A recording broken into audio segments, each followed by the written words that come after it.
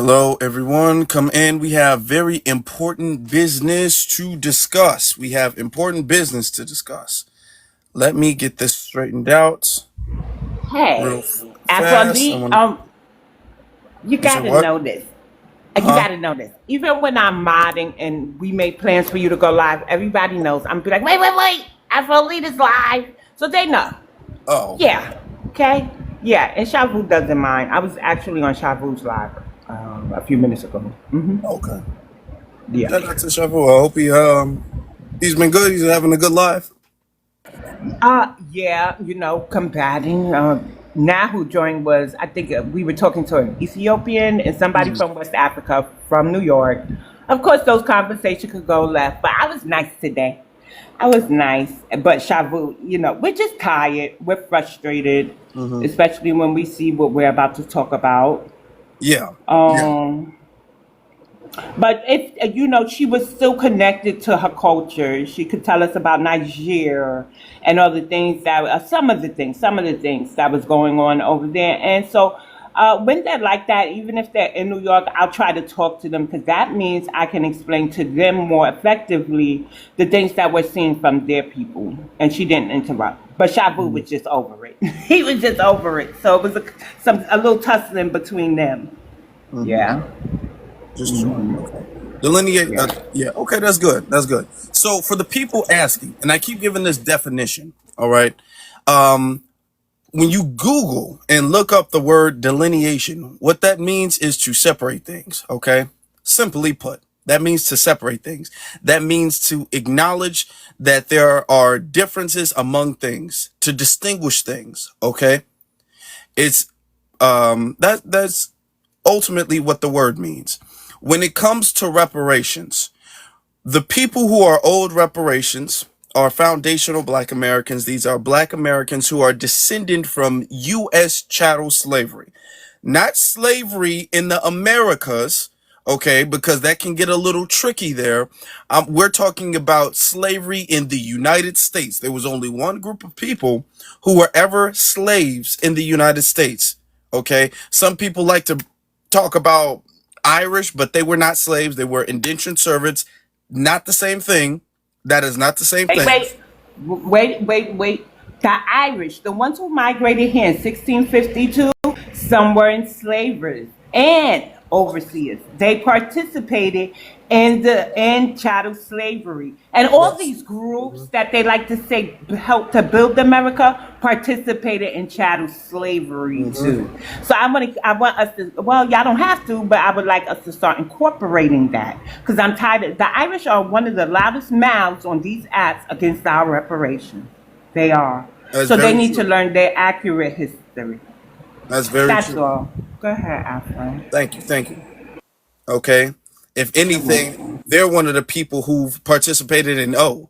So what we've been doing, there's of course, if you guys are here now and you guys are listening now, there's been a movement for really last couple of generations, but there's definitely been a movement within the last, I want to say, about 6 years or so, like 6, 7-ish years or so, pushing reparations for our group of people, specifically for foundational Black Americans. Some people say FBA, some people say Freedmen, some people say Sulan or Sulani. There's some people who will say ADOS or whatever the case is. We're talking about the lineage. We're not right now. This is not the time to argue about the semantics of I prefer this term or whatever. But the lineage of people who are descended of U.S. chattel slavery, this is who, and this is only who is owed reparations. Nobody else is owed reparations. One of the biggest excuses that they use is that they can't tell who is owed reparations and who is not owed reparations. That's one of the biggest excuses. So we all understand there is a racial category, Black. Black is a racial category. We have been using Black as our lineage. We've been using that as our ethnic identifier and our racial category kind of simultaneously and interchangeably. It has allowed other people to come in and they can say, well, I'm Nigerian, but I am Black. I am Jamaican, but I am Black. Technically speaking, they are not incorrect. But what that means is that we are all categorized the same, even though we have not gone through the same history and we are not owed the same reparations. This allows the oppressor class to use them as an excuse to say reparations is ultimately too confusing, because it's either unfair to give it to people who are immigrants, so we can't give it to just them and not everybody else. We can't give it to a race because that goes against the Constitution. So there's just no way it can be done.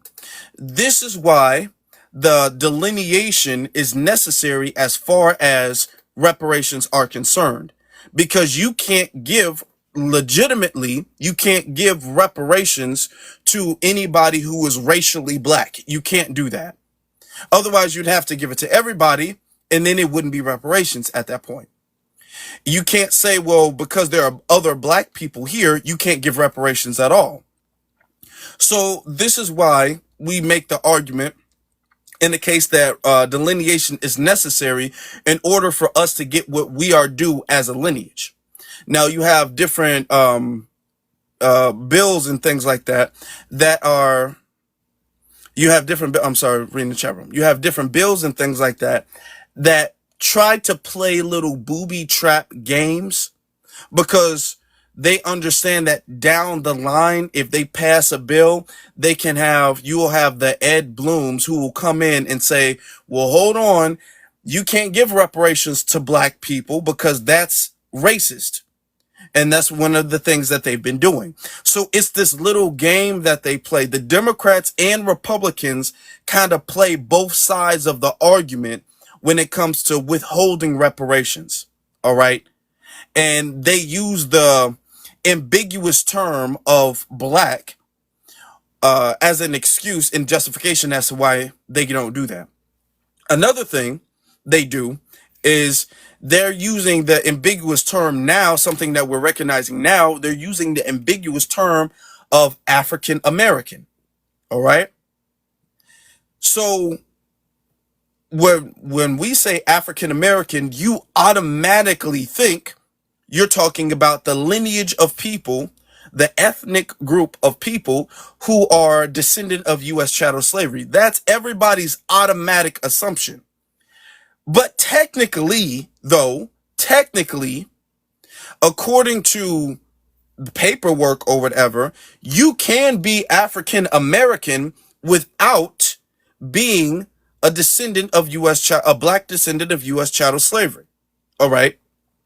The same way Elon Musk, who was born in South Africa and migrated to America, he is an American citizen. That makes him American, but he was born in Africa. That does make him African by heritage. So he could fit in, and he's not black whatsoever. He can fit into the category of African American. There are a lot of other groups of people who can fit into the category of quote unquote African American, which is one of the things that we're starting to see now. We're starting to see a trend on TikTok and other social media of people claiming to be first gen African American. Okay. They're starting to see that. They're playing this little loophole. There's a little loophole in that. Because Africa is a continent. A continent, technically, we are not from. We are from the North American continent. Okay? Now, they're saying that we have distant heritage from Africa over 500 years ago. So with that, it can become very vague and problematic. The ambiguity of that framing and that word is problematic. Okay, because it connects us to that. And if we are connected to that, it creates a bridge that other people get to cross. Do you understand what I'm saying? So with that bridge, other people get to cross. Even the word African American becomes vague. And it becomes something that other people get to say, technically, I'm an African American too. Not only do they say that, they actually put that on documentation, that they're an African American, which is why you have people in California who are going above and beyond to further delineate and specify that reparations need to be given out to descendants of freedmen. Now, there's only one group of people in this country who were ever a slave. So there's only one group of people in this country who would be under the classification of freedmen. Okay. So that would be our lineage. We were classified as many different things. So our lineage would be considered descendant of freedmen. All right. Because we were only black folk were ever enslaved. So only us were ever considered freedmen or given the title of freedmen. All right.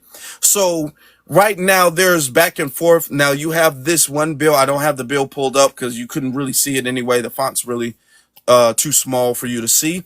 But there's a bill called SB 515. And in SB 515, they're talking about reparations down the line and the qualifications of reparations. But the thing is a bit vague, or not reparations necessary, just delineation. Let me be clear. The thing is a bit vague, where they're talking about how you have to they separate African American, which I said is a problematic term, and then they give qualifications saying that you have to have one ancestor that is a descendant of U.S. chattel slavery. That's problematic. You can have one ancestor. There's a lot of people who have one ancestor. That's not really enough, okay? Because you can have a white person who has one ancestor that is a descendant of slaves. You have white people who have that. You know what I'm saying? So that can be very vague there, okay? You need to be a little bit more specific with who you're talking about, and all of that, and the delineation and the classification of that. And then they have a thing where they're saying blacks from other ethnic groups of people, like Nigerian, Jamaican, Haitian, South African, all of that stuff. Then you have another classification that are saying that black people who are racially black but don't want to identify their lineage. I feel like that is the most problematic, because those are probably going to be the people from outside of the lineage who are not going to want to specify that they're immigrants. What we're seeing now is we're seeing a lot of people, especially when it comes to specific lineage-based bills and reparations and things like that. What we're seeing now is a trend of people trying to disguise their immigrant background. So this is why they're saying, I'm a first gen African American. I'm technically an African American. I'm technically a first gen Black American.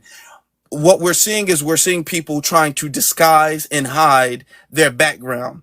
And say things like, I was born in America, so I am an American. Where my heritage is from, it doesn't matter. They're removing flags from their bios, whether that's Twitter, TikTok, whatever the case is. So we're seeing the disguise, all right, of people who are immigrants. So they all understand that. And this is something that we have to speak on.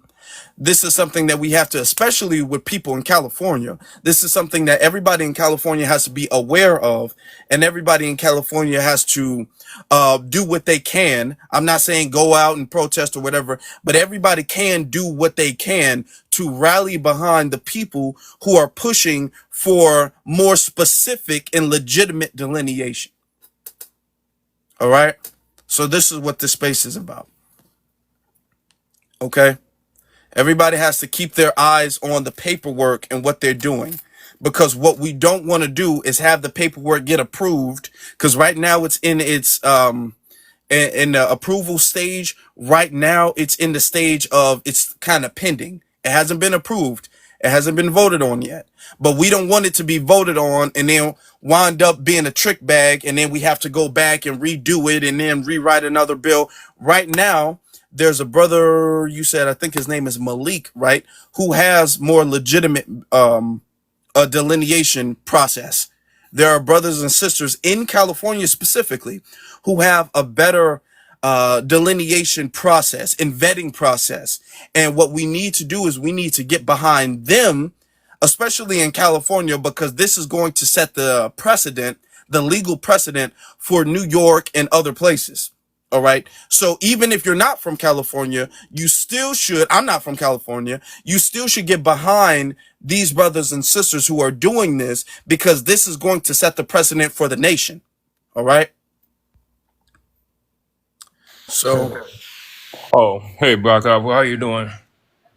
you said who? Black Alpha? I Well, mean, oh wait, my not bad. Black Alfred, Alpha, Alfred Lee, my Afro-Lee. bad, my bad. But let Sorry, me set the it's all decorum good. Hold before on. How we you start doing? Let's talking. BX go I'm ahead. sorry about that. Sorry about that, man. It's okay. It's okay. And I just want everybody to see that New York and Cali love each other. We don't feed into that the industry politics of the entertainment world. So I would like to say this. When you come up on the panel, immediately go on mute until directed to speak. When you come off of your mic, when directed to do so, please leave with your race, ethnicity, and if you're over 18. What that means is this. My race is black. My ethnic group is African American / Black American. And I culturally identify as foundational Black American. My lineage has been verified as of Monday. So I have the ancestor, more than one, who can either be found on the Freedom Records, the Freedmen Records, or they've been in the United States of America since either before it was United States of America, or since the like 1815. So 1750 and 1815 are my start dates, right? So if your ancestors do not meet that criteria, you are not African American / Black American, nor should you culturally identify as FBA. What that means is that you are your country of origin, meaning Jamaican American, Nigerian American, Haitian American, Ghanaian American, Trinidadian American, Grenadian American, so on and so forth. I ask you to be honest because it's very important, especially when we're talking about delineation. Also, if you look up by Afro's name, there's an orange heart there. That is the Daily Heart Me mission. Please click that and complete the mission. It only costs about $1 or so to help him in rankings and keep him in the algorithm. I ask that everybody keep it TikTok-friendly language only, so you got to code your words on the panel and in the chat, meaning that you use great, unalive, self-deletion, termination, strange fruiting, so on and so forth. If you are unsure of hard candy, broccoli, So if you are unsure of how to say a word, spell it out, we'll get it. I ask that we be respectful, because this is not going to be a hate-filled conversation where we're going to be going at each other. We're really trying to find answers so everybody understands the delineation process and why it's important. So if y'all think about it, it's important to the Black immigrants too, because everybody needs to be repaired according to their government and what they could get without imposing on the other one, namely foundational Black Americans. I land.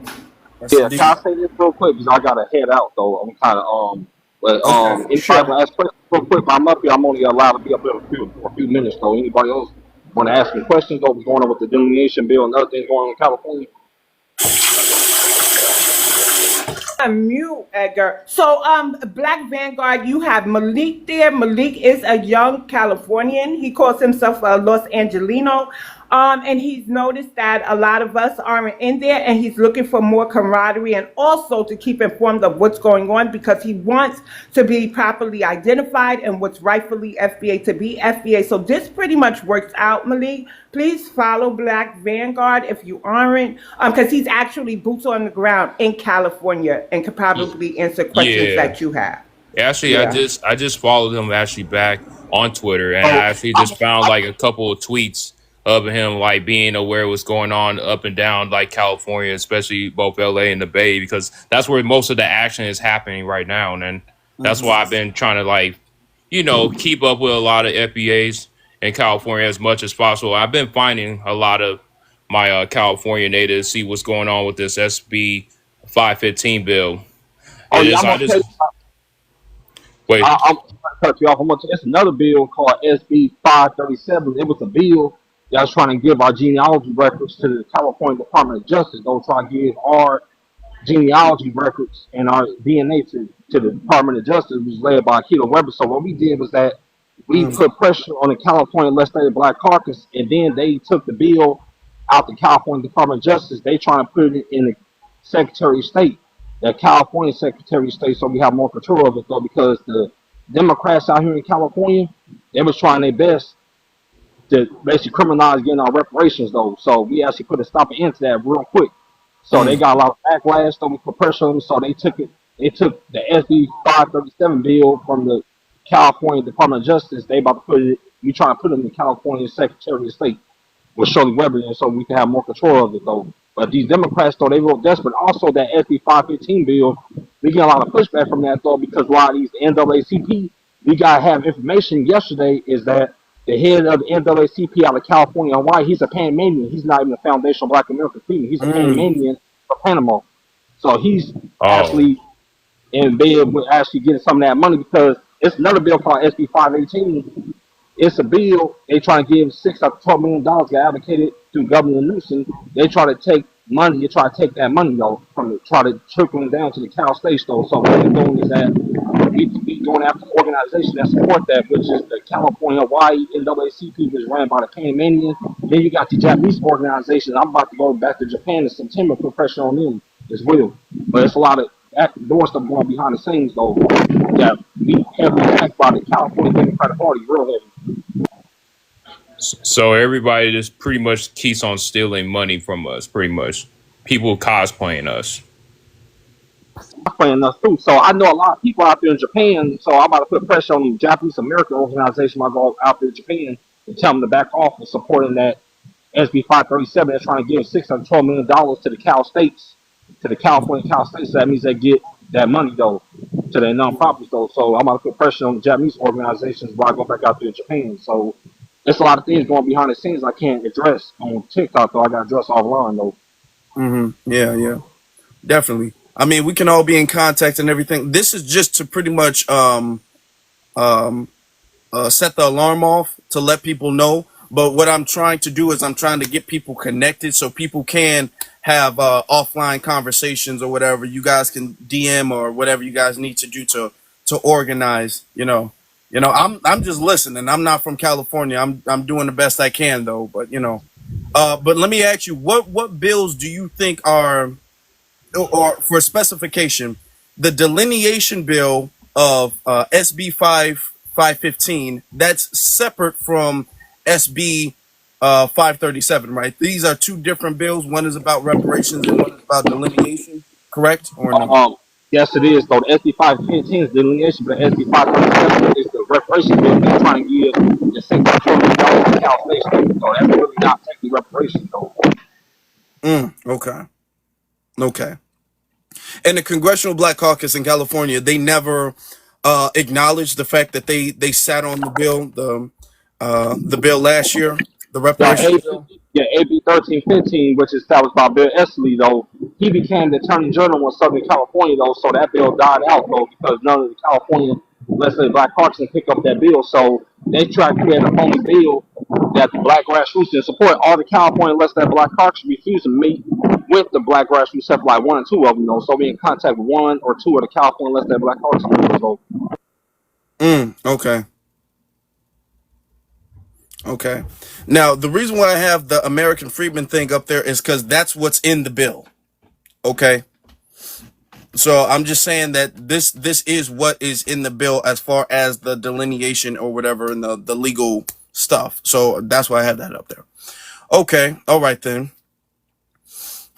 So the plot gets thicker then. Okay, the plot gets thicker. So I guess we can let's hear some So basically, what they were trying to do, I'm gonna say this before I cut out though, but they were trying to finish this off though because they trying to make it politically irrelevant though. We still here in California. What they were trying to do is that if Cameron was the one, they would have brought in more of these people over here to tone our voices down. So we kind of woke up though, just like y'all in Illinois, Chicago. They were trying to do the same thing. And I'm glad the family over there put a stop and end to that situation because same thing doing in California. We try to do that in Illinois though. mm-hmm. Yeah, yeah. Okay. Because I already know how they're getting down in Chicago. Something I need to talk about coming up soon too. So thank you. Thank you for that. Hey, yo, Black Vanguard.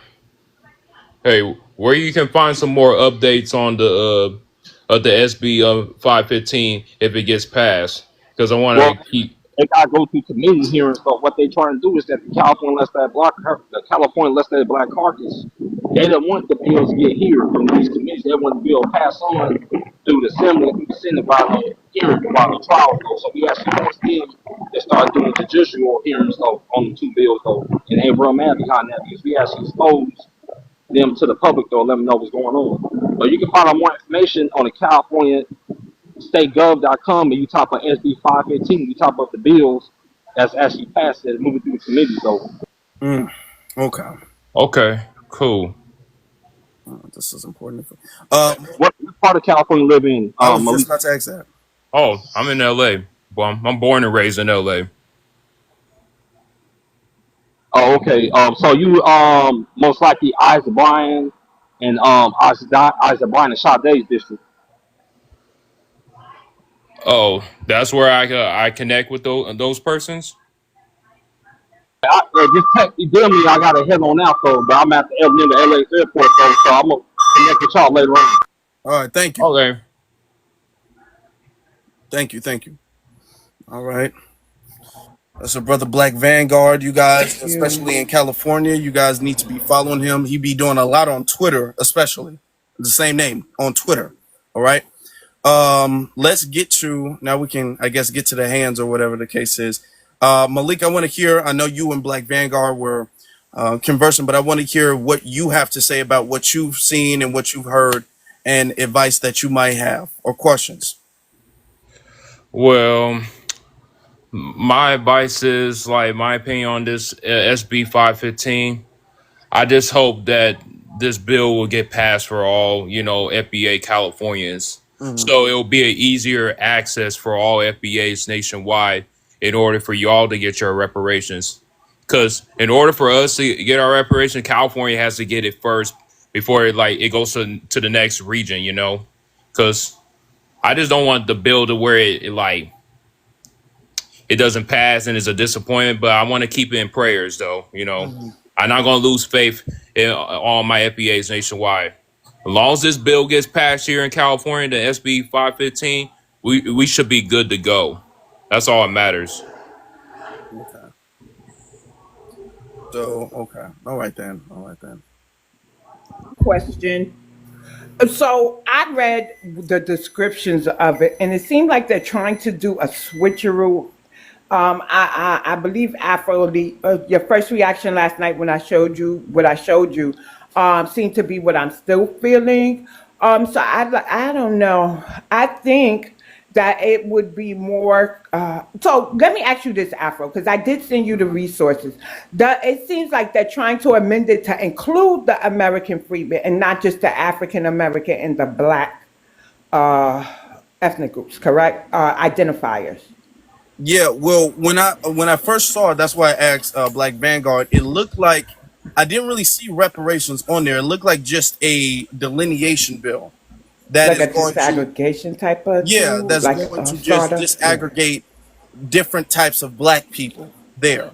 Right. Um, so it's not really about that, but that is going to play a hand in the reparations. All right. So it's a separate bill, but that bill is going to be a big factor in, I think he said SB 537. All right. I'm assuming SB 537 is going to come out down the line. The problem Right. is with the way it is as of right now. It's vague enough for people to find that little quote African American loophole and then go in. That's the problem with that bill. Hey, yo, Afro, So yeah, maybe I I have a miss. question. Oh, wait. Sorry about that, BX. Uh, So so, maybe I'm. Oh, go ahead, Malik. Go ahead. yeah, Go Afro, ahead. I have a question. Mhm. Will we get a chance to identify with foundational Black American in the new U.S. Census, even during this delineation bill? Um, will we get a chance to identify? You mean like Or on paperwork? You mean? yeah, on the paperwork, like they will actually give us a chance to identify whatever we want. Like if we put foundational Black American as our identifier on the U.S. Census. Um, I do think that you can write things into the U.S. Census, as although because that's been the way it's been. I got to look back at it, but they are creating automatic delineations. So under the racial category of black, they do have black, and then they have African American, Jamaican, Nigerian, Haitian, all of these other different categories of black as a race. You know what I'm saying? But you can Right. write certain things in as foundational black American, but they don't have that as an automatic checkbox. You know what I'm saying? Yeah, I know what you It's mean. not here yet. So there is still work that we can do to further specify and get that onto the census. But this is why what we're doing is very important here, because this is letting everybody know that FBA is not no online fringe group. You know what I'm saying? Because this is what they try to relegate foundational Black Americans to. And when they try to relegate it to that, it gives them the excuse not to legitimize that and put that on the paperwork. You know what I'm saying?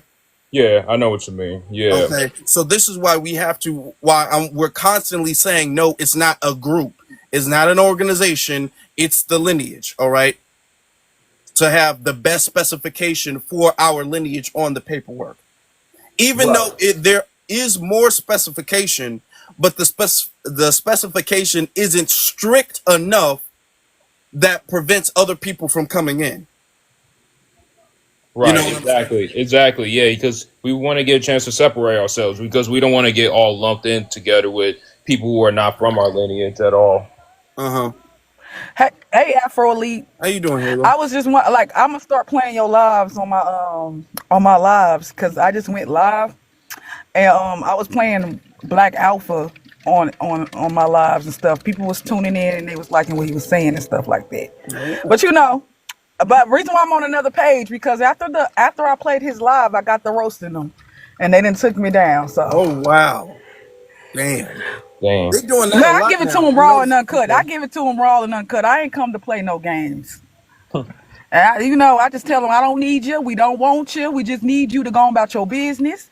And the only time they find unity is when they going against us, right? They like when they was in the chat when I was roasting them because I wasn't bringing them up. I was just roasting. It was about almost 200 people up in there, and I'm just roasting them, right? When I looked in that chat, Mm. they all got different flags. They all from different. Oh, my Ethiopian brother. Yes, facts. Oh, so now you found unity because you getting roasted. Yeah, yeah, they do that. Yeah, I'm noticing that a lot. I'm noticing that a lot of times when we get on them, you know, they'll take our pages down. That happened to you. I think that happened to Shavu, whatever. But I noticed when tethers, let's say it, come on now, when tethers, when they sit up there and drag us and talk about us and degrade us and demean us, they don't get their pages taken down, whether that's on this app or another app. Okay, so Why you got to be Afro? Facts. careful. They That's have a facts. history of mass reporting. I believe they may have somebody on the inside. But this Mhm. is why, even on social media, we're highly censored and disenfranchised. When we speak truth to power, our pages go down. Even if Mhm. we're roasting, we're speaking truth to power. Mhm. Yeah. Yeah. Yes, indeed. I also want to say something too. It's very important as of right now, before the paperwork and next year, and because I think this is supposed to commence next year. It's important that we officially stop using the term African American and identifying with that. Okay. I understand it has historical context and that doesn't have to be disregarded. But as far as modern identifiers, we have to distinguish and disassociate from that term because now that term is being ambushed more than ever.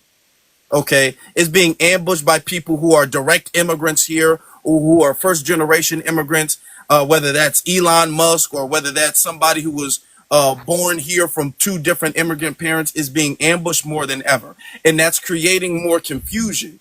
All right, so right now that term, even though it was a term that was given to us instead of a term that came from the grassroots genuinely, but that term is being used right now as an anchor that holds us back. Okay, because the same way me and you are African American is technically the same way Obama can say he's an African American, and Elon Musk can say he's an African American. Do you understand? So that term is too problematic. So when we see people say that, and even when we see people use that in reference to our people, we have to correct that because we need that term out the paint. Honestly, that's the only way we're gonna proceed in progress. All right. So let me say this and we could get to the new guy. I respectfully understand everybody's position in not liking that term. I see why. I understand why you don't want to use it. When I'm on these panels and I identify as African American, it's to give resistance to those. I've even had this talk with American Indians. Some American Indians don't like anything we identify as. If we identify as Black, if we identify as African American. So for those who aren't as radical as the ones who want to bring up etymology and stuff and they understand, just know when I identify as African American, I'm not trying to give them a way to tether on. I'm trying to combat it and let them know that's an ethnic group you can't migrate into. But we are working, right, Afro, to get it. Our activists are working to get it taken off the books. Am I correct? Yeah. Thank you. We need that specification. I'm on my way to work. But it's this dude that was on here. He came on your panel one time, right? I had to block him. He's just so ignorant. Who? It was an older dude. I forgot his name. I don't know if y'all seen his videos. He's up here saying, what plan do we have as FBAs? We have no plans. Africa has the plans. They have plans. And I said, you know what? You can't, this man. And I try to explain to him in the comments, like, no, we do have plans. We got plans. We're trying to push reparations. We're trying to change our term into FBA fully. We're trying to push this. That's us saying we FBA is protesting against being African American term, right? That's a protest, right? We're saying no, we're FBA. Is that not a plan? Like this man was really like to me, down talking every little thing we doing like it's not good enough. What do you mean? What do you mean plan? Come on, because you should. We don't have a plan. Halo, let him. You gave your answer, but remember something. We shouldn't be giving a whole blueprint on these apps anyway. Agreed. We got Discord and other meeting places. But I want to say this, Afro. I noticed Halo does not have a mod. Is she a mod on one of her many other pages? Because she got 11 of them. You might want to take them somewhere else. No, it's okay. I want you to have one. I want you to have mine. In case I don't show up, we want to keep everybody in check. Halo. Is this the page that you're going to be using primarily? No, this is not my page. The other page that they just took down, the one that I be going live on. Okay. But don't worry about it. I just pop up again on that other one when I get out of Facebook jail. I mean, because I'll be in Facebook jail too. So yeah, TikTok jail. All right. Okay. Let's get the conversation started. Y'all. Let's see who's waiting the longest. Let me see. When you're coming in, make sure you come in with your microphone off. Boy, I just came in, nigga. I'm busting down a door. Boy, I just saw your page, boy. I'm loving what you're doing. Appreciate you, brother. Appreciate you. Let's see. Gun in thread. How you doing?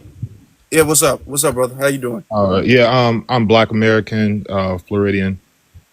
Okay. Living in New York for 6 years, so I could definitely see the difference between Southern Black Americans and it's tether central up here. But the question I have, because it's kind of relating back to the reparations bill and delineation. So what? Let's say everything goes how we want it to go, and we're separated. Foundational Black Americans from other Black people that live here in America. Where does that put us as far as jobs and maybe being targeted because we're Black Americans? Because that's the only worry that I have. That just because we could just be targeted just simply being who we are on paper. I think, to be honest, it would be more difficult for them to target us.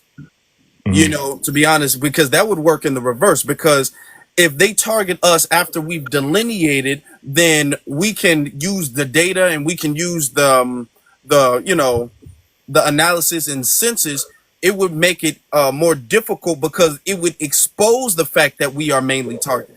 Okay, because of right now, what they'll do is they'll give promotions and manager positions and things like that. They'll specifically outsource that towards black immigrants, you know, and people from outside of the lineage, and they'll say, hold on, they're black still.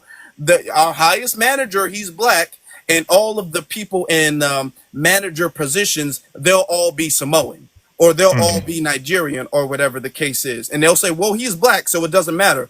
But once you disaggregate and differentiate us from other black people, then it will expose the fact that you guys are handpicking people from outside of the lineage. So it will actually work in reverse and make it more difficult to discriminate because they won't be able to hide under using other black groups of people.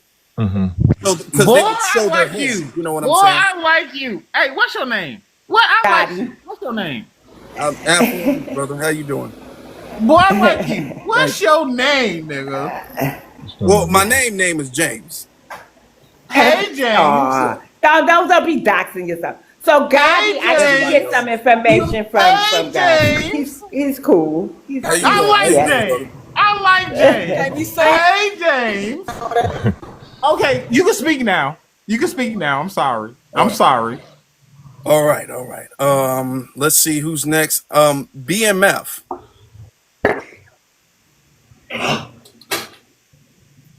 BMF. He kind of sound like something off the Boondocks, don't Yeah, he does. He got that voice. BMF. Funny. Are you there? Cause come on, you're slowing the room down. All right, okay. Well, BMF isn't here. Let's see. Vegeta, King Vegeta, what's up, brother? Hey, how's it going? How's it going, FBA family? How you doing? I'm glad you all turned up, man. More power to you, brother. Hey, More power to hey, you. Vegeta. Hey, auntie. Vegeta. Hey, what's up, Malik? So this whole thing with California reparations bill, you know, I strongly feel very offended by it. One thing that's for damn sure, it's like the modern day 2025. Oh, thank you for the gifts. Modern day 2025, having us count our marbles, you know, to get what we want. All of us, this is like a prime example. Maybe it just happened to us and like first in our faces, but the fact is, like they're actually allowing illegals to get quote unquote reparations, cash payments, because of quote unquote they're facing hardships every time they quote unquote step outside of their house, right? And it's like, well, Wait. Can I piggyback off you for 1 minute? Well, Just hold on, 1 minute. hold on, I'm Daddy. sorry, Let's let brother. him go real quick. Cause hold on. No. This is very Gotti, important. you're a real cool dude. This but is you about to very lose my train of important. thought. Just hold on. Right? No, listen. brother, I swear to God, I donate to you. I donate to your cash app. I appreciate Get a cash brother. app. I donate to you. Listen, this is It's very in- important. I This is appreciate very you. important. It's in the Listen, bio. listen. This is very important. If the look,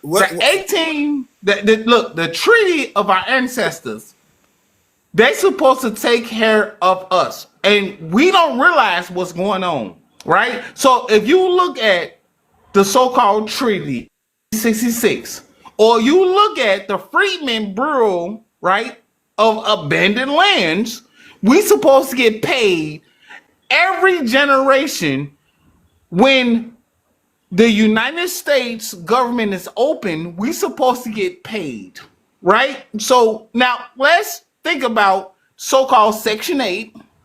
Let's think about, right? Let's think about all them checks we was getting. We supposed to be getting them checks right now to the day, right? But what they did, they made us be ashamed of getting it because we made a treaty with Washington, D.C. We made a treaty, so we supposed to be getting them checks. Everybody posting in checks from generation to generation to generation to generation. As long as Washington, D.C. have a treaty with the so-called African Americans, but we're not African, but whatever. All right, I'm saying. So what I'm trying to tell you is we're supposed to be getting checks after checks after check, but they did it for 6 generations. And then after the 6 generations, they made us feel like we was using them. But no, we're not using them. We're supposed to be getting that in the Treaty of 1866, including the post office, the railroad tracks, Washington, D.C., including the Army, including everything else. But nobody not speaking upon that except me. And I have the receipts.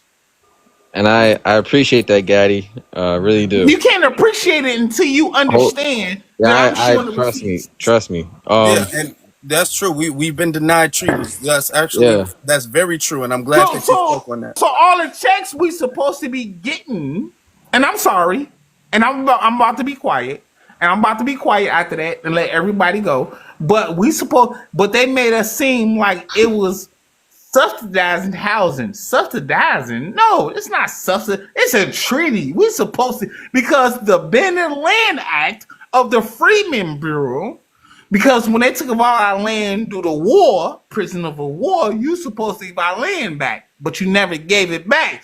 You supposed to do food stamps, because agriculture, you never gave it back. You supposed to do all these things for us, and you never gave it back, and made it seem like we was just poor. No. We getting that back, player. Yeah, you are correct. You are correct. Thank you for that. Because that is very true. That is correct. You are correct. Thank you. Because that needs to be spoken on. You tried to make it seem like we was on Section 8. Section 8 was Freedmen Bureau. That the Bending Lands Act.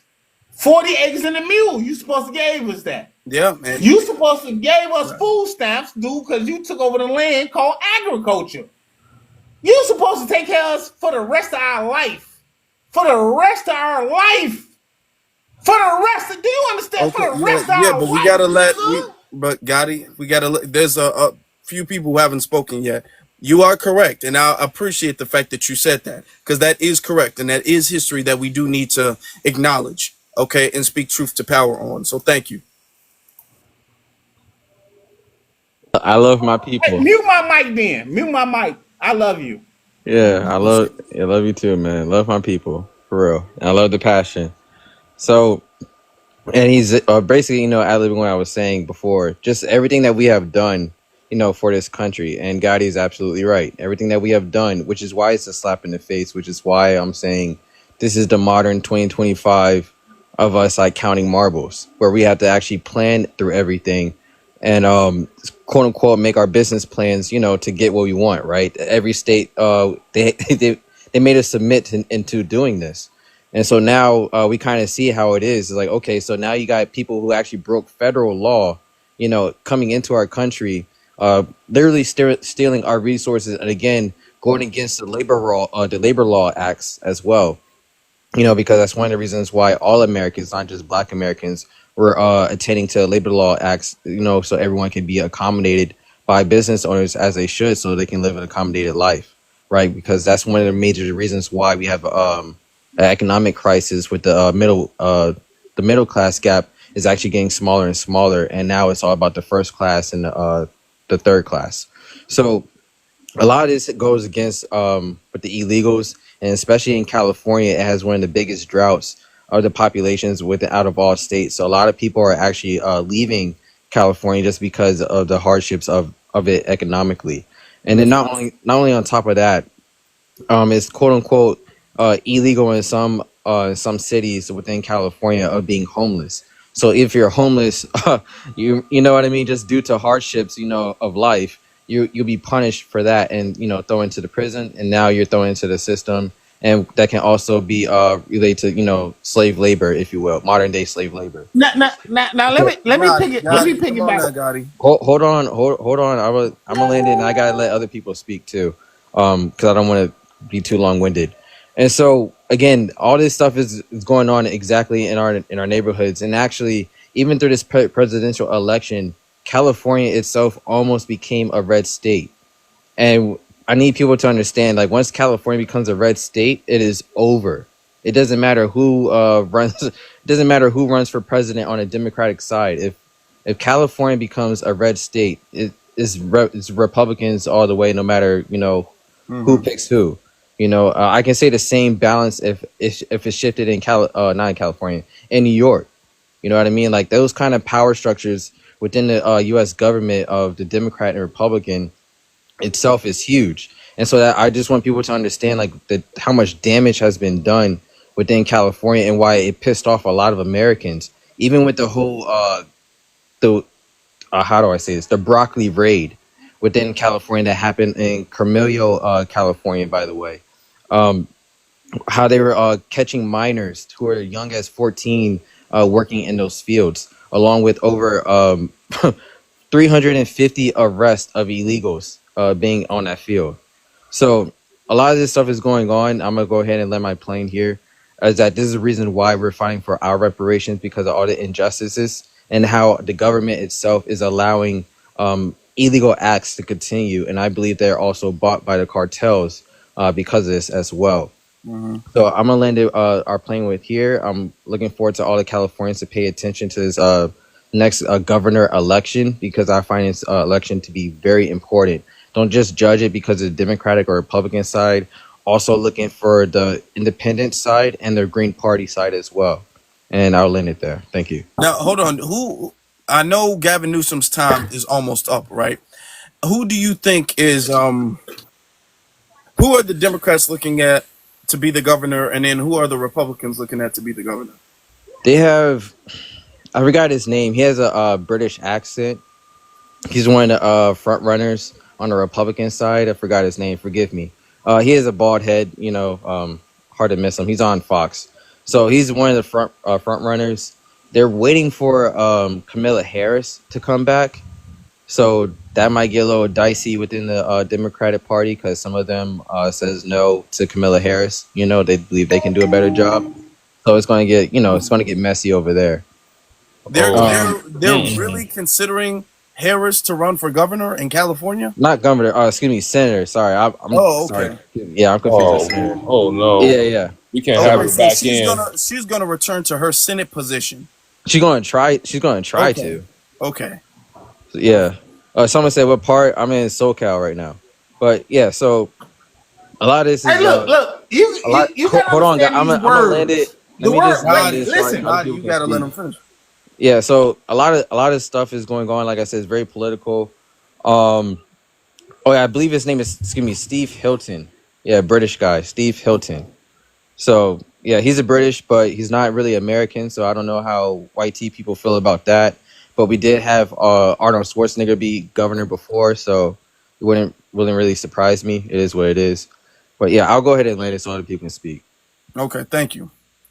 Listen, I watch your videos. I share your videos sometimes. But please, let others speak, and then we'll come back to you. We'll circle back around to you. Okay, Gotti? All right. Let's let Thank you. F out your feelings. Go ahead. What's going on, y'all? Do I need to like state my age and all of that good stuff? Just race and ethnicity. I would say American Indian because both of my grandparents are Indian. Um, I would like to how do we get very unapologetically real Negroes in our Don't block me, political nigga. space? Show my face, nigga. Don't block me. Show my face. Okay, Gotti, you're gonna have to go down to the queue. Yeah. How do we You get know what I'm those saying? people? And I was patient. Come on, I don't want nobody to say nothing. Cause come on, now you interrupting everybody. Everybody, come on now. Continue. Yeah, how do we get those people in there? Because obviously I was when I was in school, I didn't go into debate class and all of that. So for me, I feel like my time is up. I would have to go, go back into school and really go learn how to be a politician. But because I feel like me personally, if I had the smarts and education, I'm a very strong black man and my voice carries, right? But how do we get those kind of men in there? Because I feel like we have all the docile people in politics, regardless on what side of the party that you vote for. You get what I'm saying? How do we get those people in there? like those ones that is like what's his name? He just passed away not too long ago. Rest in peace to his soul. He was the mayor of Detroit. How do we get those black men in there? Marcel Dixon, and y'all dropped the ball in South Carolina. Am I correct, Afro? That's true. Wait, are you? What Sorry, needs to there's happen Ace. is there needs to be really the situation. If you want to get more people who are on code in office, what you need to have is you need to have a community that rallies behind and an agenda that rallies behind that one individual. Okay, that's what you need. They need to rally behind. They need to do the groundwork. That person who needs to run, that person needs to start their campaign at the very least, especially if he or she does not have any political experience before. They need to start their campaign at the very least 2 years before. Okay, so that means they need to go to different campaigns. They need to start shaking hands. They need to start doing a lot of stuff. A lot of these campaigns, are ran by money. That's the thing. Most of these people, they're not really qualified, but they have the connections to pretty much buy their elected position. So they have their enough connections to snuff out the competition. They have enough finances to snuff out the competition and name recognition to snuff out the competition. What we can do, because I don't, and I'm sure a few of us don't, we don't have a couple $1,000,000 we can donate to a political uh, contender. We don't have enough. So what we can do, what our strength is we can give people something that they can't give people. We can give people clout and name recognition. Okay. And that can actually be used. That currency of clout and name recognition is actually a little bit more important when it comes to elections. The richest person doesn't always win the election. Okay. We've seen this several times before. A lot of times the election will go to somebody who has the most name recognition, someone who has the most connections. We can't necessarily give people the most finances because, a lot of us are on a fixed budget, but that's okay. But what we can do is we can, first off, whoever's going to run, okay, needs to be fully dedicated years in advance. They can't just pop up and say they're going to do it. They need to be dedicated. They need to be well at debates. They need to be well at speeches. They need to be well educated. All of these things. Marcel was great at all of those things. All right. And then, because you can't just be great, and then you need your local community to rally behind him. The thing is Marcel had a lot of support from the community, but the community is too nationwide. I can't vote for Marcel because I don't live in South Carolina. BX can't vote for Marcel. We can't do that. You need the local community to rally behind whoever that is, because this is not a federal election. Okay, this is a local election. What would be easier too is when it comes to races, especially in major metropolitan areas like LA and big states and stuff like that. Those elections cost millions of dollars. If you want to run for the mayor, or you want to run for the governor, the ads and all of the stuff, and even paying your volunteers, all of these things can tally up to millions of dollars.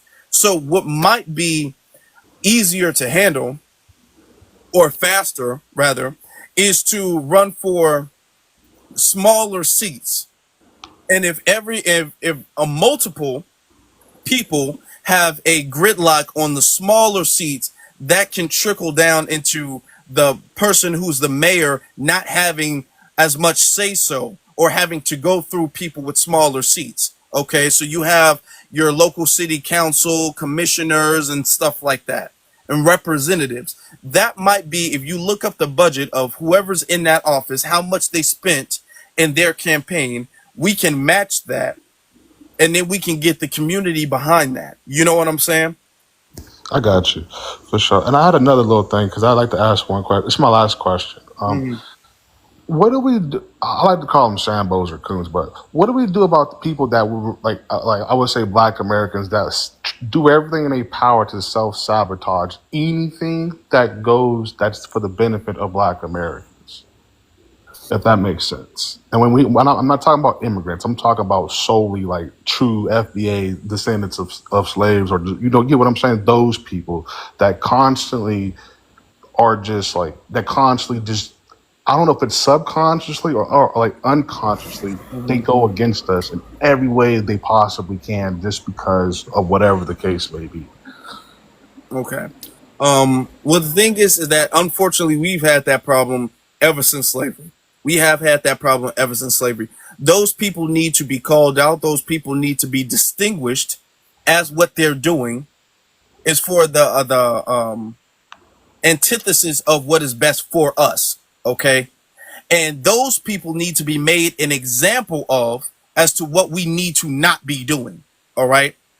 So it's not like we can get rid of all. I mean, it would be great if we could, but we have to be realistic. We can't get rid of all of them, but we can actually use them to strengthen our message. We can use what they're saying and the direction that they're going to strengthen our message by calling them out and distinguishing ourselves from them.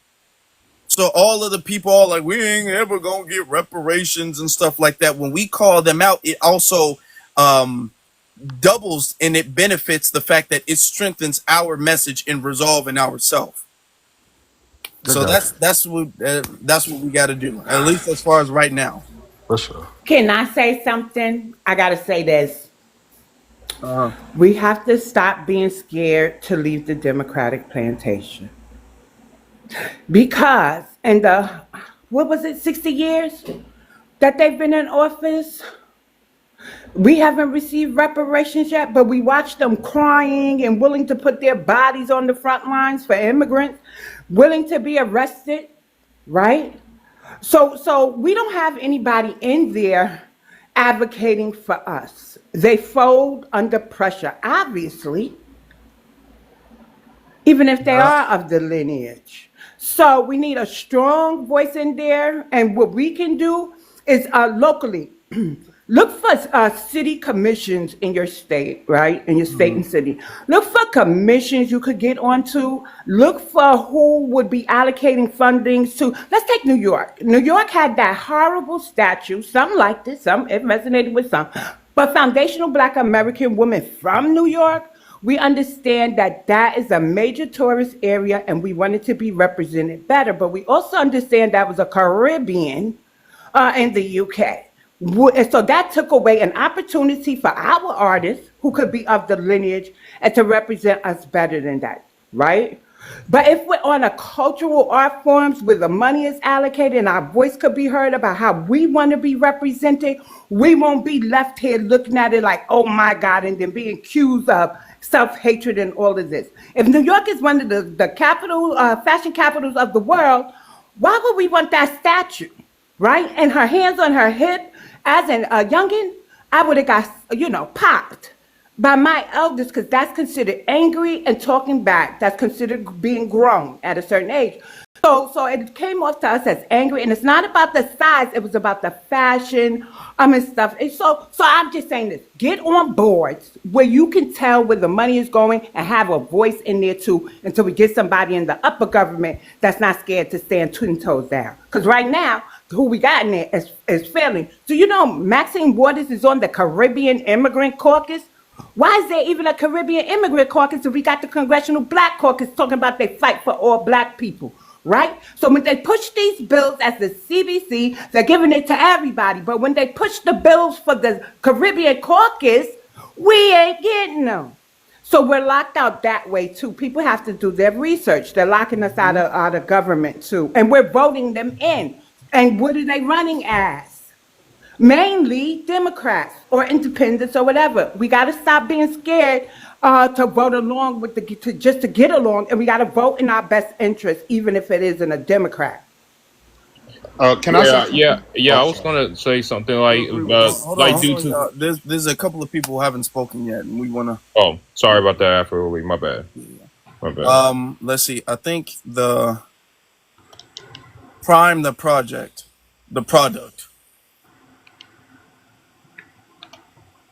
Hello? Prime the product. Yeah. Prime the product. I love everything y'all talking about. It's a great panel. All my concerns is of all our provinces, no one's being held accountable of all the atrocities they do to us, and what happens when that happens. It breeds more disrespect because no one's taking it serious. So I feel like we have to. I Maybe understand this ethnic group. I'm sorry, I must have missed it. No, what no. Your happened. ethnic group? Your No, ethnic group, sir. I'm black. My grandma. Everybody, we be here. We've been here since the inception of America. My Okay. my dad fought in World War I. I mean World War I think Vietnam. Then my grandpa did World War II. Okay. Uh, Oh wow. we are we black people are. And a fun fact: black people fought in every war and still get disrespected.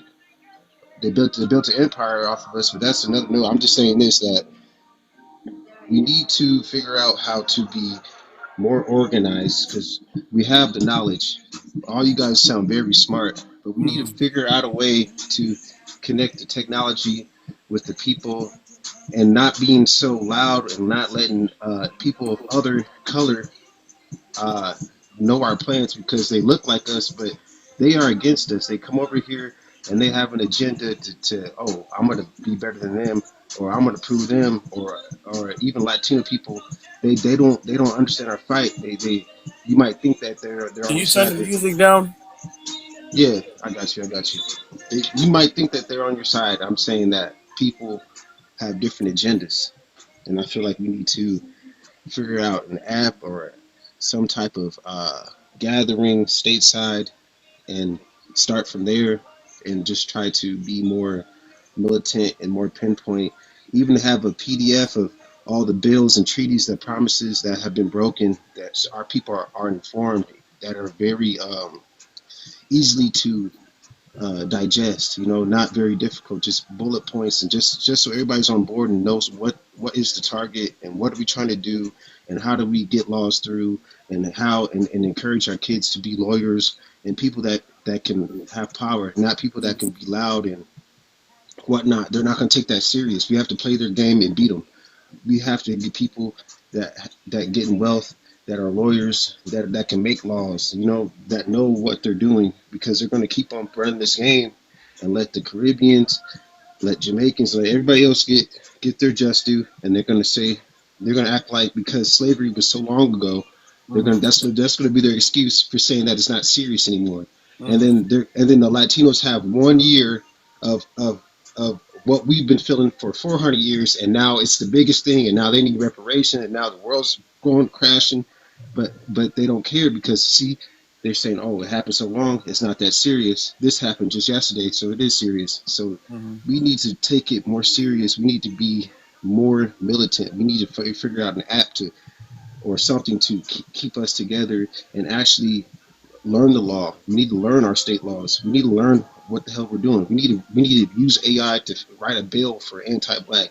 We need to forget the talking. We need it right. We need it in writing, and we need it in paper form, and we need it to be able to show it, and people need to be able to see it, and we need to understand that they're going to fight it, and it has to be so good that they can't fight it, and that's the only way we can change it. That's the only way.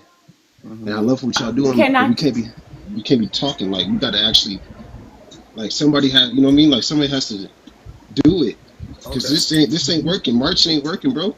They Yeah. keep beating Okay, us. If hold we go on. out there, Nobody's marching, but I'm not I saying want we to are. stop you because you're saying a lot. You're saying a lot. You mentioned the Caribbean saying it was too long ago. No, I'm Is that saying what you that. said? No, I'm saying like people from like other people from Ghana. They'll come over here and they'll say, "Oh, I own a business. What's your excuse?" And they'll shit. You know what I mean? And like when it Okay. benefits them, they're gonna side with them. But when it's cool to be black, they're gonna say they're black. That's what I don't Right. enjoy, So, and I don't like so that. let me tell you something about these other groups, right? The Caribbean just went to the UN with CARICOM, their agency, their reparations agency, maybe about 2 months ago. The headquarters was in New York. The Brits told them no to direct cash payments, and I believe Haiti, they represented Haiti and maybe some African nations, right? So these people that come up here and speak against our reparations, like Brian Donalds got on the Breakfast Club, said it's too many black people and his people wouldn't be afforded to it. He knew he had to know CARICOM was going to the UN, how could he not know, right? If he's a representative. So they conveniently speak against ours, but they let theirs go under the table. You know what I'm saying there? And then did you hear about the African Union, the AU, and how they're trying to make Black Americans their sixth region?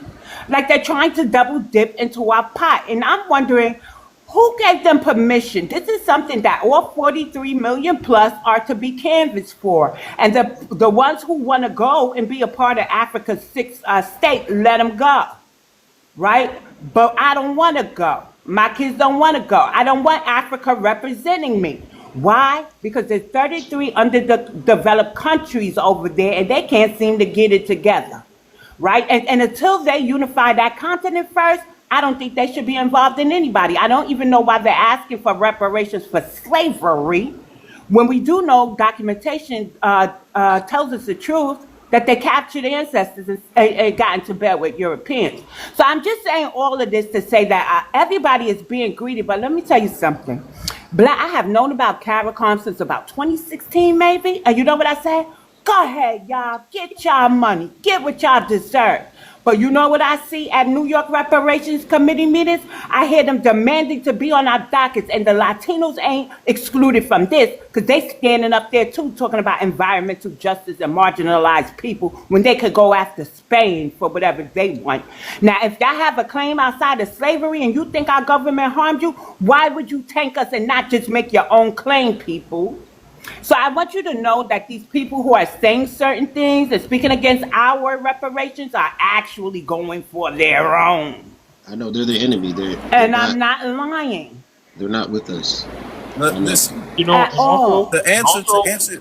also we gotta also boycott those mayors who also be taking our money away from our community. Like for example, like Karen Bass, who is not a foundational Black American, who is actually has an Afro Latino background, but she gave all the resources and all our land to Latinos, and that's why we lost a lot of Black communities in LA and even everywhere else. We gotta boycott all the mayors out. Now here's the thing. To give a solution to what you have to say, and we have to be careful with everything we say online. Some of the solutions have to be more detailed offline, but what I can say online is that just like Malik said, we do have to be aware and we do have to call out the politicians, whether they're mayors, governors, city council, whatever. We need to call them out about the money. All right, we're gonna have to acknowledge. Okay, you got music still playing, so we're going to have to acknowledge that most of these people who are in these political positions, they would have gotten in these political positions if they had a track record of doing good things for the community. If they don't have a track record of selling out, or if they don't have dirt under their fingernails, if they don't have a couple of skeletons, not one, but a couple of skeletons in their closet, they're more than likely wouldn't have gotten these political positions in the first place. So we have to acknowledge that. As far as right now, everybody who's in a political position, an elected political position, is suspect until proven otherwise. I'm not saying that they are all bad, but they are all suspect just by the fact that they are in that position until proven otherwise. What we need to do is they have a campaign, and every time it's time for re-election or whatever the case is, we want to vote them out, and we sometimes do that. But the problem is we vote them out and then we vote another problem in. You can look at the situation with Chicago. Everybody had an issue with Lori Lightfoot. And what happened is everybody was so against Lori Lightfoot, they let Brandon Johnson slip in there. And then we traded one problem for something that became a worse problem. And that's something that we have to get out of the habit of doing. Okay, Brandon Johnson, and I was doing this before during this the election of Chicago, the mayoral election of Chicago. I was saying Brandon Johnson is a very big issue. Okay, he's a very big issue.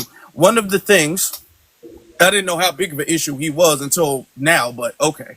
One of the things that what we can do is around the time, like I said, a good couple years before, we can start a campaign. We can start funding and getting candidates prepped and ready for these political officials, right? Also, what we need to do is we need to create, I'm not going to say a voting block, but rather a community block. All right, follow me. With this is almost similar to how the Black Panther Party did. All right, it started with Bobby Seale and Huey Newton, and then it grew into this nationwide thing. It's gonna just be you and maybe your brother or sister or somebody else who's on code, and then you're gonna have to grow and find other people who are like-minded. What you need to do is you need to, like you said, you can draft reparations bills. We have people who have reparations bills. These bills need to be not just introduced, but they need to be introduced and reintroduced and reintroduced and reintroduced constantly until it firmly sets into the minds of the public. All right. So that stuff can start to motivate people and galvanize people under that same cause. All right. We can develop things where there are lobbyists and stuff like that. You can get a lot of these local black owned businesses to be lobbyists. Okay. And if they don't want to be involved, then you can say, hey, we can support you if you want to support our campaign. We can get campaigns and things like this going. But the thing is not going to be a lot of people. At least from the beginning, it's not going to be a lot of people. Also, what we need to do is we need to document where all of the money is going, so that when the next time a mayor comes to do a meet and greet, because they all do, especially around election season. Around election season is when we technically have the most power to address any politician. Because what they'll do is they'll hide and they'll duck and dodge until election season comes around. And when they want to get elected or when they want to get reelected, what they'll do is they'll come out to pre-vetted events where all of the questions are going to be pre-vetted. Everybody there is going to be cherry picked. So they will have pre-vetted questions to make them look good for their next election. We need to flood these places. Okay. We need to have floods outside of these places to make sure at least a few of us gets in there and asks real questions, the same way we were doing with the Reparations Task Force in California. If that can't happen, we need to make a demonstration even outside of the event. We need to make a demonstration and showcase that the community does not approve of this event.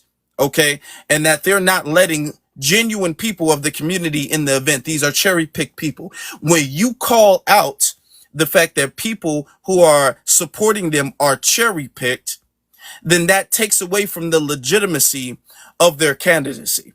All right. So these are things. It's not going to be easy. It's not going to be real quick. It's going to take a lot of work and it's going to take some time, but this is the way we're going to get stuff done. It's not a one size fits all solution, but it is multiple solutions under the same agenda that we all need to implement, and we all can implement in different ways. You know what I'm saying? Yeah, and also, do you have any books to recommend as well? As far as, I got to think about that. Like as far as political strategy Yes, books to represent. yes, political, Mm. and our history as well. I got some books about history, but political strategy, I got to think. Nothing comes to the top of my head as far as political. The only person who I could recommend as far as any type of political strategy is Dr. Claude Anderson. That's the person I would recommend as far as any type of political strategy is concerned. As far as, because it really does start with economics. We can't do anything if we don't have the economics to support our cause. So that's what my recommendation would be. Oh, for sure. I have a question. What do you think about like the states that? History of working. Sorry, he has a history of working. He even worked in Jimmy Carter's administration. So Dr. Claude Anderson is a vet, elder. He's a vet. Yeah, I yeah. was gonna say, what do you think about like the smaller states that have like a small population of FBAs or Black Americans? So like my state, for instance, we make up like 5.3% of the population, and Latinos and Caucasians are like in the night together make up 90% of the population. What state are you in? I'm in the state of Arizona, Damn. and it's crazy too because like the history, what's it called? We have a small town where Indians were from, but then they dispersed us and we went down. We went, so I forgot what the town was. I think it was called Jerome or something like that. We dispersed more west into Coolidge and Florence, which is like, I guess you could say, more southwestern, Mhm. and that's where we kind of populated at. And those are like very, very small little cities, small little towns. But like for me, I'm kind of like stuck in a bad position because not everybody out here really knows like their history like that because we're so removed from like the South. You get what I'm saying? So what would you? Well, the first thing's gonna be you're not gonna. The population size is less important than the agenda of the people. That's just gonna be the truth. You know what I'm saying? Chicago got a lot of black folk. New York got a lot of black folk. Cali got more black folk than Arizona do. There's a lot of people who have a lot of black folk, but these black people are not on code. You know what I'm saying? So it's more important to have, even if it's a very small percentage of black people who are all on one accord, all locked in, all have the same agenda and being on code, than it is to have a lot of black people who are not on code. So it's not all doom. What needs to happen is there needs to be a campaign to educate and to pretty much, if I could use the term, elevate or wake up the people in Arizona. I was about to say California. There needs to be that before you even start to try to move in a political thing, because the only way you could get that is if you have the people behind you. And the people can't be behind you if you say they're disconnected from their history and they're disconnected from knowledge. So what needs to happen is there needs to be events. You can look up different events. You can set up different events at schools, at colleges, at libraries. I've done that at libraries. Where you can bring people in, have them bring their kids in. It can be a family friendly environment, and you guys can just have black education segments and black education events where you guys try to ingrain black history and culture in the community. With that community, that's going to start spread and is going to create a ripple effect of people who want to get things done. If you have a community that is dedicated to getting things done, then you can move into the political arena. But you can't move into the political arena until you have a community behind that wants to get things done. So what needs to happen is, unfortunately, in Arizona, it needs to go to step one, and that's galvanizing the people to want to get things, not just things done. It needs to be very specific things, because you can't have one person wanting to go straight and then another one wanting to go left and then another one wanting to go right. So if I was in Arizona, what I would do is I would set up different events.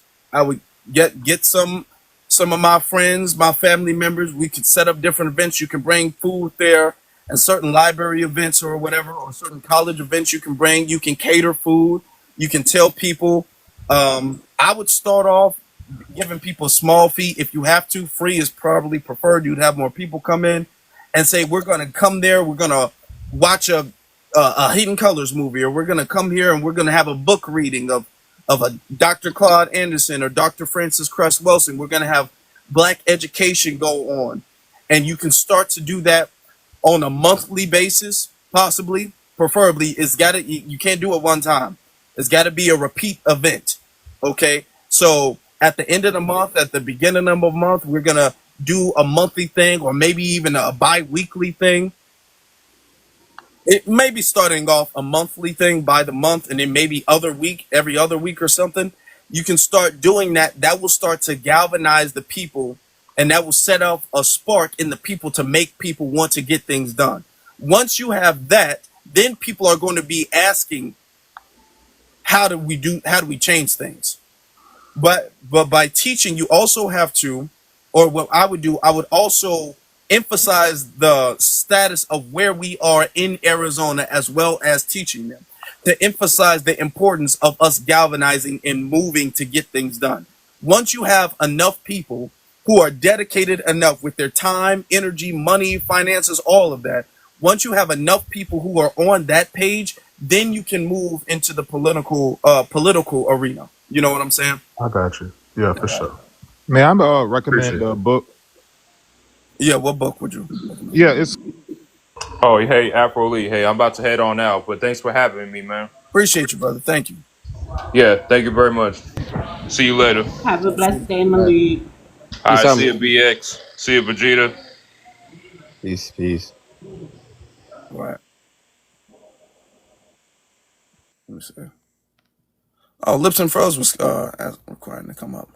Let me see. Let's get to the. We got a couple hands before. Let's get to Kevin. Kevin, you got it.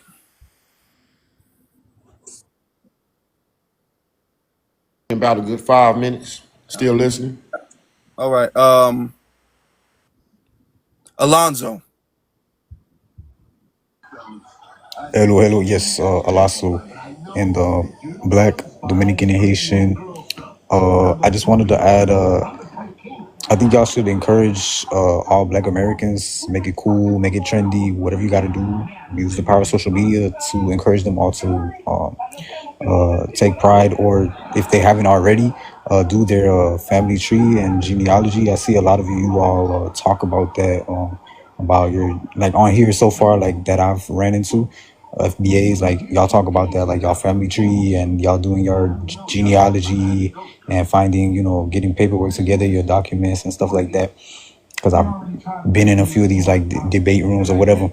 But yeah, I think y'all should keep encouraging that, so that it subconsciously, like, like raises that awareness of, because people do DNA tests too, and they'll see like, okay, where they're from, like West Africa ancestry and stuff like that, and they hype it up and stuff.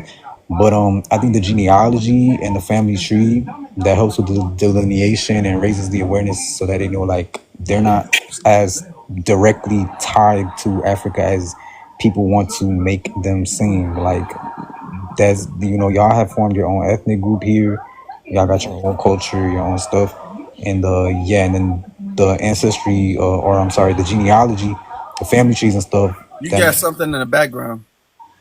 oh, I'm sorry, hold on. Okay. It'll make y'all more sturdy for the reparations, is what I was trying to say. So 1 minute, I got to give you some pushback on the DNA. At this time, we're not. No one is really accepting the DNA.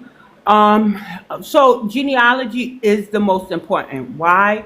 Because those are that's the way we were documented since being on this land, right? So I'm not saying that if you want to take a DNA test, don't take it. Go ahead, do it. But just know at this time, it's not going to be used when going for reparations and things like that. The paperwork, the actual trail, is the most important component at this time. Yep. Yeah. yeah, exactly. Because because I've been seeing that stuff with the AU, the African Union, right? They're trying to Mhm. do reparations. And I don't know what they got going on with that. And I know in the past they've tried to as well for slaves taken from West Africa. But again, I think they owe reparations. If anything, I think the AU owe reparations as well. So I don't know what they got going on with that. Me too. Yep. And do you know they wanted, because you're part Haitian? I heard that Haitians had put in the application with them before, and they actually denied the Haitians. Yes, The they funny thing were is actually put that out from the AU, because they said that we should actually be part of either a Latin American or like an American, because we're far removed from Africa. So if anything that happens in Haiti, not any African military, it would be difficult for them to. I mean, they do got Kenya, but we already know who Kenya's batting for over there in Haiti. So yeah, the American government, yeah, is with that all who that. Kenya's? So yeah, but I just say that to say that they that's how they view y'all as well. Like, that's how they view us as well. Like, we're too far removed. So yeah, the genealogy, that will raise But people's why are they trying to put us in as their region? exactly. Did you That's what I'm think, saying. I got a question for you. I got a question. And sorry, it's the journalist in me. So when they decided to deny Haiti, was it because of the French? I mean, we do know Abraham Traore recently kicked out the French. So does that Yeah, coincide before he kicked them out? You know what I'm saying? Where do you think the AU was just scared to go against the French, so they didn't want to yeah, bother Haiti? yeah, definitely. Okay, That was a definitely thank a you. strong influence in that. They definitely had a hand in that as well. Okay. Okay. Yeah. Thank you. I'm not gonna be able to be on like too much longer. I definitely want to make sure we get to the rest of the people. Um, Sure. I'm No sorry. I just want to problem. Now throw out hold the on, book Guns. recommendation. You said you have a book recommendation. Yes, sir. What? It's called "They Came Before Columbus" by Ivan Van. I think his last name is Sertima, Ivan Van Sertima. Sarmata, something like that. But it's Okay. basically about the African presence in America before slavery, before all of that happened. Is given evidence of that. So to all the people that may have doubts or questions about it, to people that think use the word pretendy and all that stuff, that book has enough evidence about the African, about how we were spread throughout the world before slavery. So yeah, they came before Columbus. Okay, thank you. Vegeta, what are you showing? What's on your screen? Right. Um, it's actually to answer Preem's question. So it's just a screenshot. Oh dang, it doesn't show up the whole thing. Damn. Well, it's supposed to be a screenshot of the list of political strategy books for specifically Black Americans to read. It's very damn. It's very unfortunate that it's cut off right now. So let But me. look, it has part of the title and the author's name. They could just input the author's name Yeah, y'all and the just list take a of books. screenshot and Yeah. then y'all can Google search it. Yeah. Y'all can, you know, Yeah. y'all find it. Yeah. So hurry up and screenshot this one. Then I'm gonna go ahead and send you a next one. It's like a part two. So then they have this one as well. Dang, cut off too. But ironically, it did have Powernomics in there as well with Dr. Claude Anderson. You probably see it on the second title there with the National Plan and Power of Black American. Anderson's last name in the background for that one. So you can go ahead and screenshot that. Also, there's another one I want to point out for the people that are running, at least for whoever's living in California, should pay attention to Sharif Hardy. She's a Republican. She is FBA. And you have Tony Thurmond, who's by ethnic. I wrote that in the comments as well. He's partially FBA, and then he's also Afro-Latino, Panamanian. So they do have different political belief systems. I would say look into that for your own best interest, wherever you are, financially and all that other stuff. I know that's, personal. So I get that. Again, don't just check just because of their color of their skin. As we already know, we can look with Mayor Bass of what she has done. Her grandparent is that she did her grandparent did come from Mexico, and then he gained his citizenship because he served during WW2. So that's how he came with that. At the same time, both her parents are supposedly FBAs because one of her mom was here in California since 1916, and her other dad was, I believe, was somewhere in the South at that time, and he came to California, and that's how they made her. So always So try to. how did that she resonate with her granddad so much? She seems to resonate Right. with that side so much. Right. That's what I'm coming into question too. Her husband, I think her ex-husband, is also Mexican, and she also has stepkids too. So it already shows like her where her energy is and who she really sides with, right? Because if she actually had the financial wealth to adopt other children, you would figure that she'll adopt other black girls or black boys, to help get them out the system and receive the best care. So it just shows where her alliance is, and that we have to do a thorough background check of these politicians of where their alliance truly is with their own monies and with their own mouths and what they're trying to put into. So I will go ahead and land it right there. Again, go ahead and screenshot this. I'll put my page back on, All and I right. appreciate it.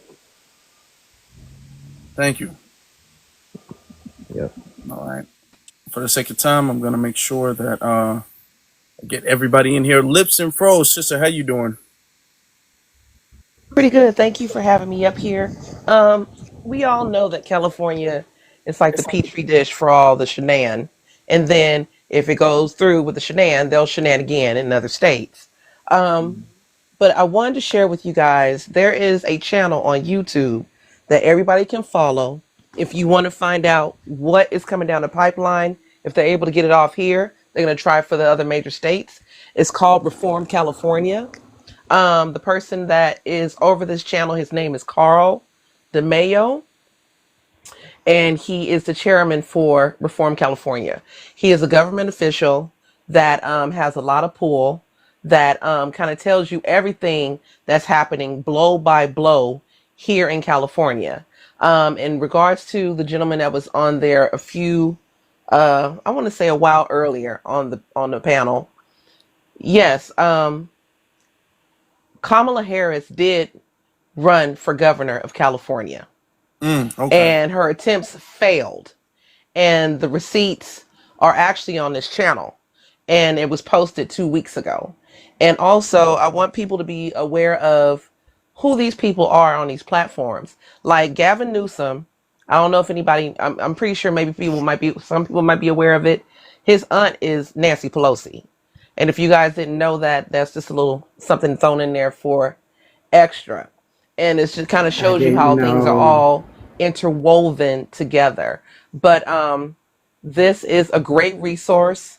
Like I said, the channel is by Carl DeMayo, and he breaks down blow by blow what's coming, what went through, what they're on the verge of doing, like what the Democrats are on the verge of doing behind people's backs, what they're trying to push through under the radar, what they're trying to get away with. And he stays on top of everything that's happening. So if you want to get into some of these, how a lot of times we're so busy working and doing the day to day, supporting our loved ones and keeping a roof over our heads and feeding ourselves, we're not really into the political sphere of what's happening.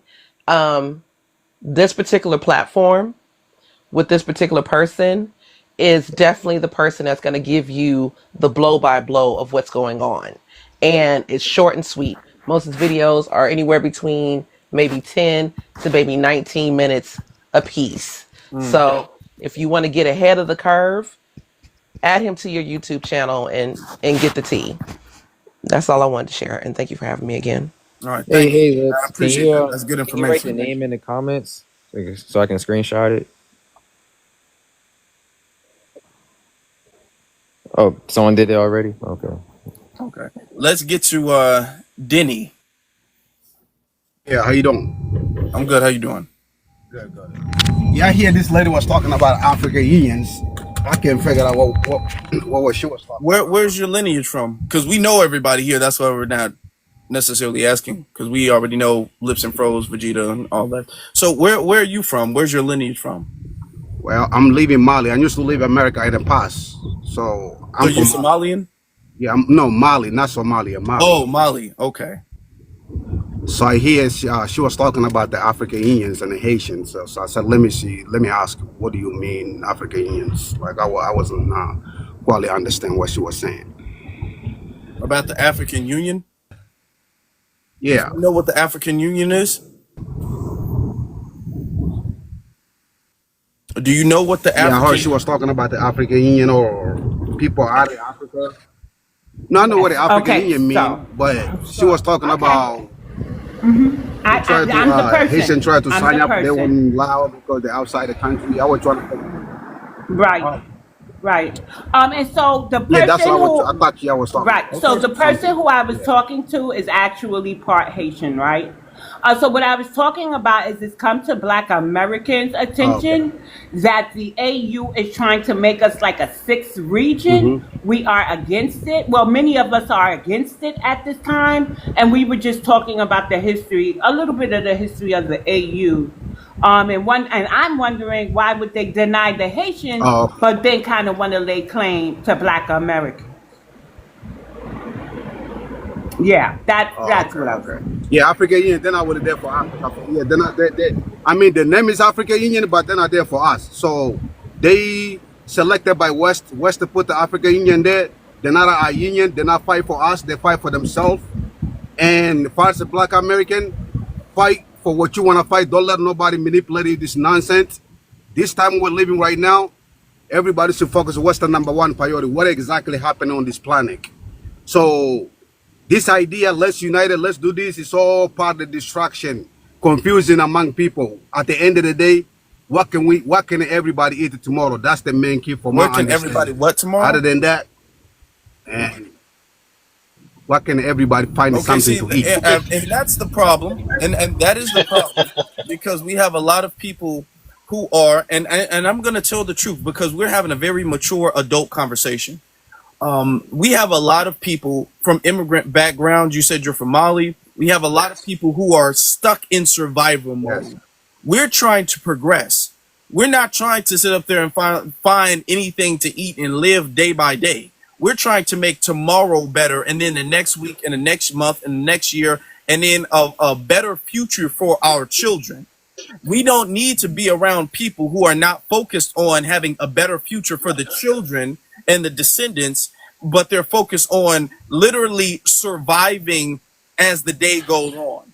You know what I'm saying? If we have Yeah. people who are mentally, sir, listen, if I we have mean, people who are mentally stuck in survival mode where they're not thinking of the future, these are people who are going to be easy to control because these are people who are not going to push the needle forward anywhere past the current moment right now. As long as they have any food on the table, that's all they're concerned with. That's not all we're concerned with. We're concerned with the next day, in the next year, okay, the next decade, and 2 and 3.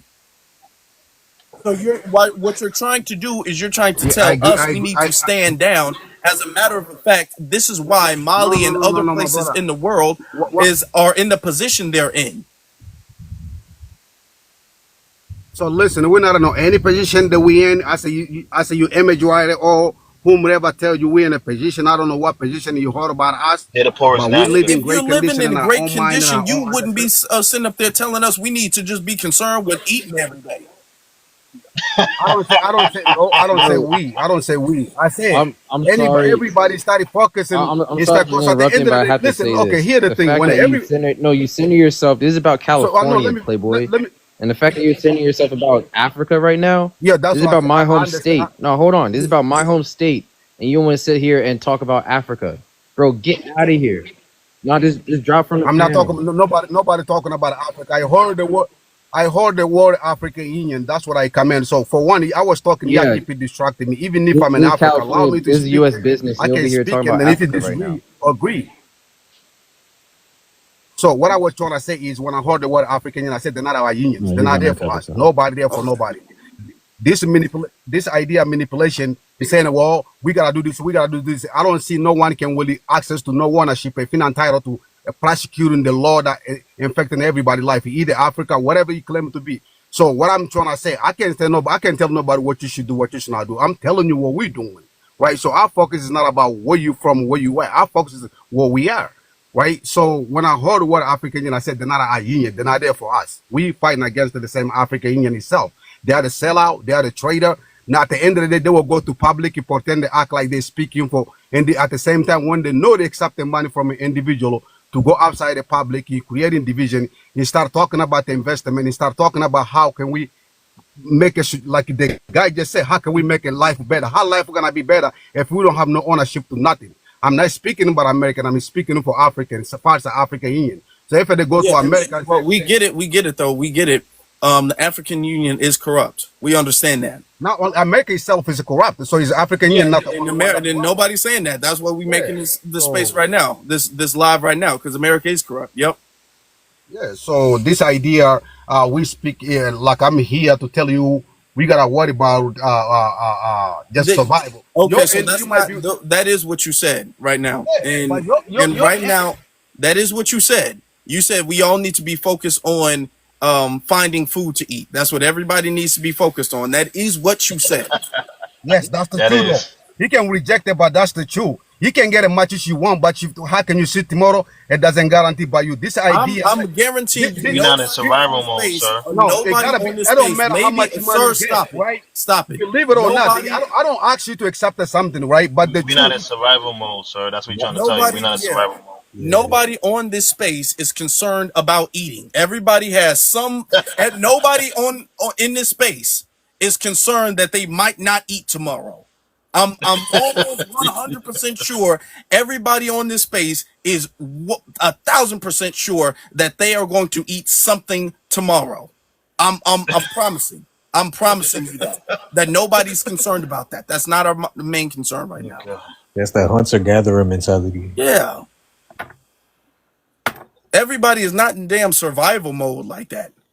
You know what's crazy? I was gonna be quick, right? Because he tried to bring up the fact. See, this is what they like to do, right? Whenever something bad happens, they like to try to separate themselves away, right? Now all of a sudden the African Union, the traders, they not part of it. They don't want no issues, right? And so this is them trying to cipher some of the 1.9 to 2.6 million trillion dollars. They have a roadmap for what they're going to do and the plans on what they're going to do with the 1.7 the 2.6 trillion dollars. And they also named us the sixth region, right? We didn't know that. We didn't ask for it. Then they come to us and say, hey, black Americans, what you think about this? None of that. They just decided that we don't know what to do with our money, and they feel like we should go, or they know what to do with our money and how we should invest into Africa. So Hmm. so as if we're little kids, right? And it's crazy. And they're working with a lot of these groups and organizations are working with the Biden administration, unfortunately, in cahoots with the YT, right? The Hmm. same people that cry about is the West, right? All the time, but they're working with them in cahoots, right? And so I find it really interesting that these things is going on. This is getting real spooky. The brother came up to pretty much, and that's the thing. They get in protect Africa mode. He thought he heard something about Africa. He just came out to, protect Africa. That's what that was. He wasn't really trying to have a genuine conversation about California, what we got going on. He really, honestly, I don't even think he cared. He's all the way in Mali, Yeah. and which is for one of the poorest in countries in Africa, if I'm not mistaken. I could be wrong. Correct me if I'm wrong. Yeah. So Molly ain't got again, nothing popping. He was saying, yeah, we yeah. good over here. I'm like, no, you ain't. You talking about eating. That's your concern. He ain't got no food in the refrigerator. You are not fine. Don't lie to yourself. Yeah, so and that's the thing. They want to try to find that and again they're trying to find that common ground, but we don't operate in that energy, that survival, trying to find the next that's not what we do. What we do is try to find out ways to better our descendants' future. We good right now. We doing pretty all right. But we want to make sure our descendants and the descendants, we think past the right now. We doing all right for right now. We thinking Hmm. past that, and I think they're limited to the next day. Let's just trying to eat the next meal and the next day, which is like you said, is a like the brother said at the bottom, is a hunter gatherers. Respectfully, no disrespect, but that's the mentality, and that's why they are the ones that undermine us when it come down to our plight. But I'll land on that so you can get and go. Can I piggyback off of what he said really quickly and with that post that he just posted? Now, keep in mind how they're preparing themselves to extract our wealth as Black Americans out of America into these other countries of the diaspora. Notice how they're positioning themselves around the time period of our reparations claims getting stronger. And that's the reason why they're doing it. At this particular time, they're honing in, trying to put us in districts to prepare because they want to be at the forefront of when we get our claim, because it's not if, it's when at this point. So they're trying to align themselves with us. That's the reason why all of a sudden everybody's black and we're all together and we're all as one. Is because we're closer to our claim than we've ever been. And they know that payout is coming. So all of a sudden, right now, at this particular point in time, they're saying this is our time to strike. So let's align ourselves with them. So when that claim does hit, we can extract that money from the group that are FBA, Black American, Black Indigenous. Keep that in mind because that's what they're setting this up for. Hmm. That's true. It's very true. Yeah, we're gonna have to. We've been on for like what, an hour and a half, maybe two, close to two. Right. Yes, yes, absolutely. Okay, so yeah, Are you ready to wrap it up? yeah. I I think think let's just everybody barely here just. has spoken. Okay. Yeah. And so I wanted to know, oh, we got a question. BX or Afrolead, can you explain how they can take our reparations? I think that we kind of thwarted the plan. Well, Essence Festival led a ripple effect. People got to digging and searching, and we see how they were trying to funnel Essence money to Nigeria, and then so on and so forth, till somebody fell upon the AU and what was on their website. Now we're here. Now we're effectively, I want to know who are our leaders they we're going to talk to And why did they think they could do that to us when Haiti had to put in the application? If it's an application process, who put in the application? Because those people need to be out of any type of position.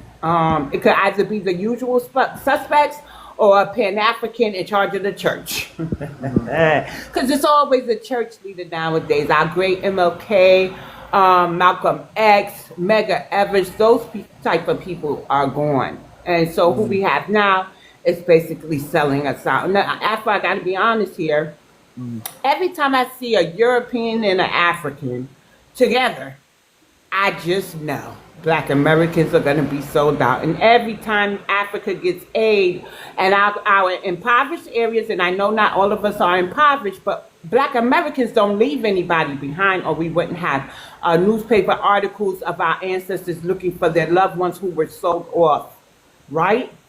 But anytime those two groups operate and in alliance with each other, I feel like they're selling us out again. And we would never do that to them. So now I want to know who on our side has put in any type of application or gave the AU any authority when they have specifically told us, and even went to the UN without us on the docket. Now they mention our name, but they never put us on their claims. And now we see us on a website. We need those people from us. They would be our raccoons or our sambos, and they got to go. I would like to read something to you now that you mentioned that.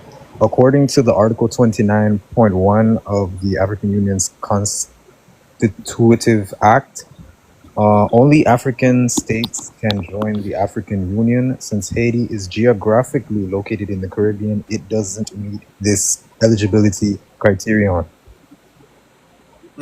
So get that straight. Thank you. So that means that AU and the Caribbean are they they're in literally alliance? changing the rules for Yeah, us. we That's not we don't even literally what qualify they're anymore. doing. They're We breaking hold their own rules, the rules they set, mind you. yeah, So we we can hold be observer status. kidnapped essentially, because it's not like we asked. You're damn near kidnapping us,